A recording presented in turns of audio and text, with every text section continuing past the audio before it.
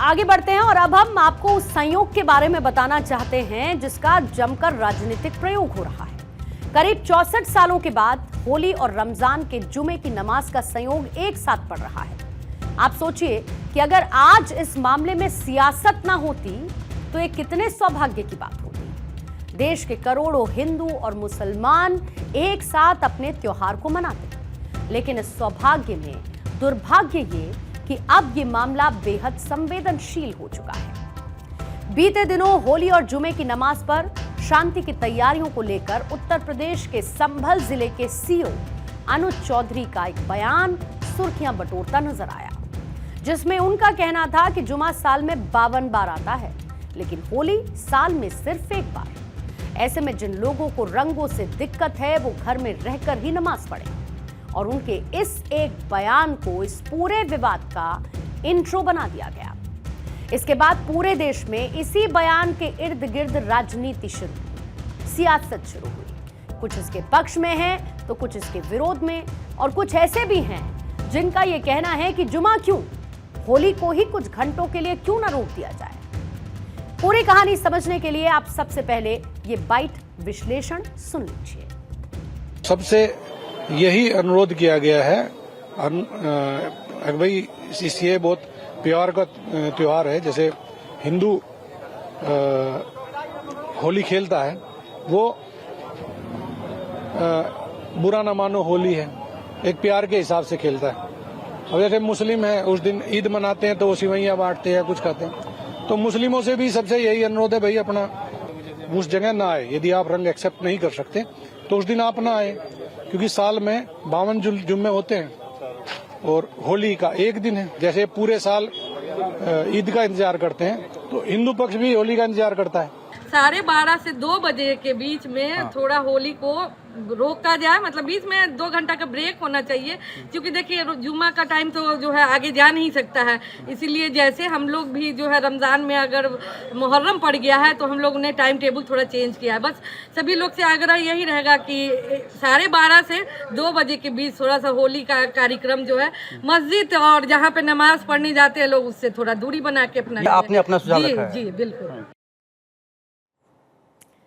आज हमारा सबसे पहला सवाल तो ये है कि क्या इस देश के लोग अभी तक इतने मैच्योर नहीं हो सके कि एक साथ 2 धर्मों के त्योहार को सेलिब्रेट किया जा सके? क्या 850 साल एक साथ रहने के बाद भी भारत के हिंदू और मुसलमान एक त्योहार भी साथ में नहीं मना सकते? और इसके पीछे की सबसे बड़ी वजह वो राजनीति है जो कुछ नेताओं के लिए एक मौके की तरह है।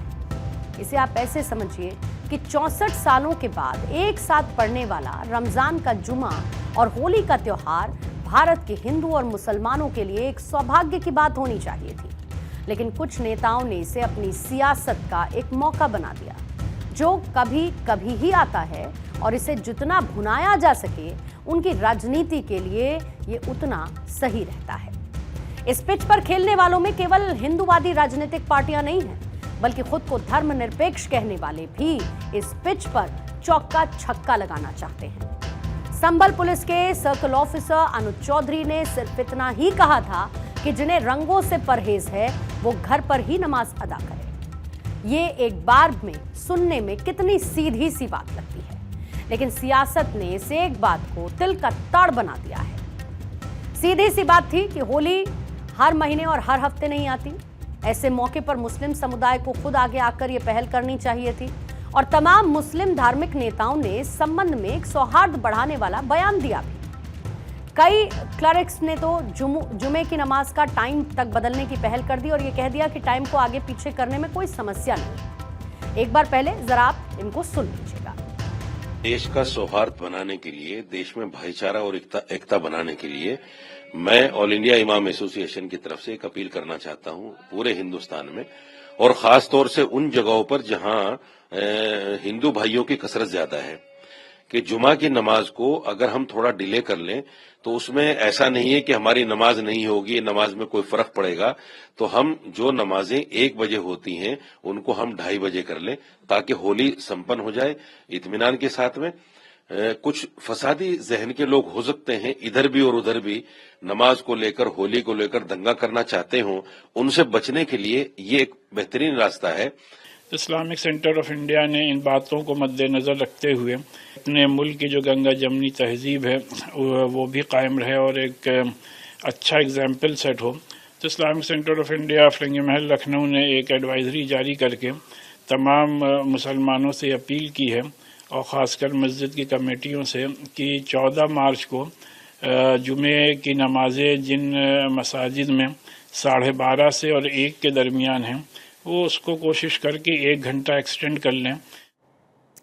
होली रंग और गुलाल का त्योहार है, भाईचारे का त्योहार है, एक दूसरे से गले मिलकर गिले शिकवे दूर करने का त्योहार है। ठीक इसी तरीके से रमजान भी भाईचारे का ही त्योहार है, पर दिक्कत यह है कि हम भाईचारा चाहते ही नहीं।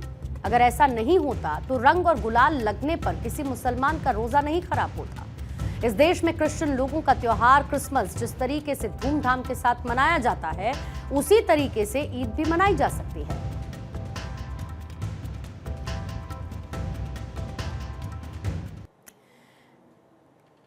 तो एक तरफ जहां पर हिंदू और मुसलमान को लेकर सियासत हो रही है, कुल मिलाकर ये सियासत नहीं होनी चाहिए और भाईचारे के साथ ये दोनों ही त्योहार एक दिन में मनाए जाने चाहिए।